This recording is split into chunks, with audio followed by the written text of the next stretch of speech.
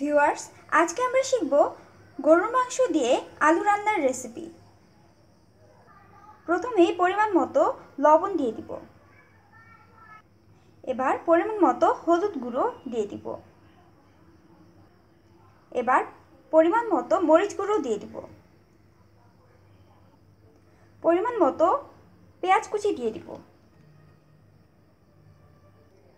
পরিমাণ মতো কাঁচামরিচ কাটা দিয়ে দিব। ভিউয়ার্স, এবার পরিমাণ মতো আদা বাটা দিয়ে দিব।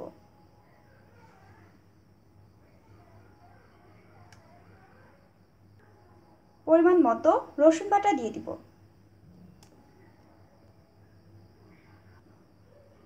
পরিমাণ মতো সয়াবিন তেল দিয়ে দিব।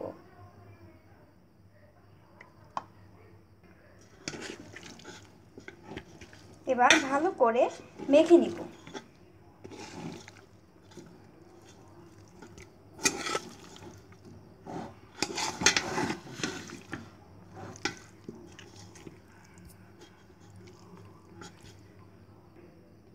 ভিউয়ার্স, এবার ঢাকনা দিয়ে ঢেকে মাংসটাকে কিছুক্ষণ কষিয়ে নিব।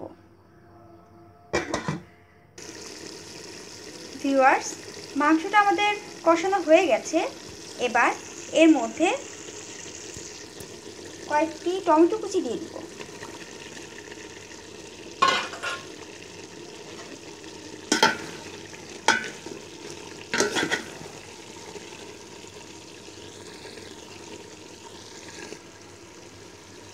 ভিউয়ার্স, এবার মাংসটার মধ্যে পরিমাণ মতো পানি দিয়ে দিব।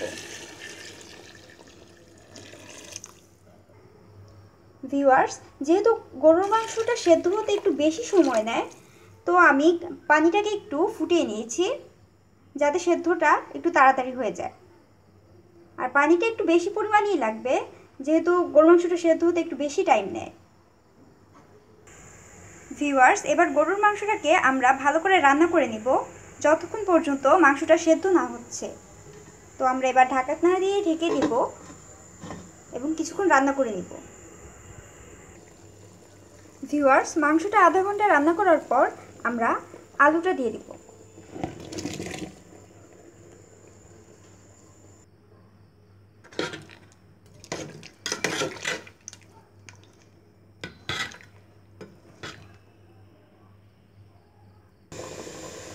ভিউয়ার্স, এখানে 5টি তেজপাতা, 4টি এলাচ, 3টি লং এবং কয়েক টুকরো দারচিনি নিয়েছি। এবার মাংসের মধ্যে এটা দিয়ে দিব।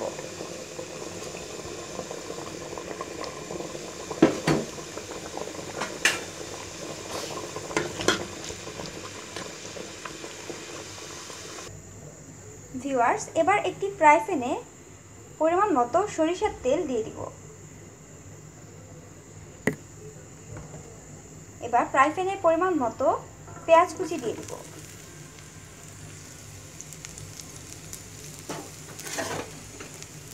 পেঁয়াজটা আমরা বাদামি কালার না হওয়া পর্যন্ত ভাজতে থাকব।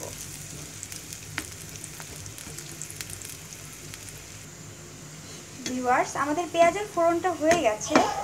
এটা আমরা মাংসটা যখন নামিয়ে ফেলবো তার কিছুক্ষণ আগে দিয়ে দিব। ভিউয়ার্স, গরুর মাংস নামানোর কিছুক্ষণ পূর্বে জিরার গুঁড়ো দিয়ে দিব। ভিউয়ার্স, এবার পরিমাণ মতো গোলমরিচ গুঁড়ো দিয়ে দিব।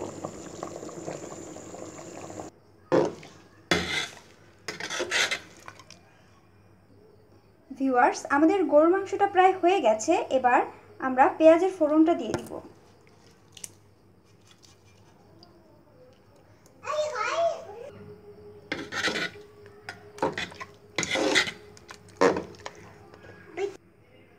সো ডিয়ার ভিউয়ার্স, আমাদের গরুর মাংস দিয়ে আলু রেসিপি হয়ে গেছে। দেখুন, কালারটা অনেক সুন্দর এসেছে।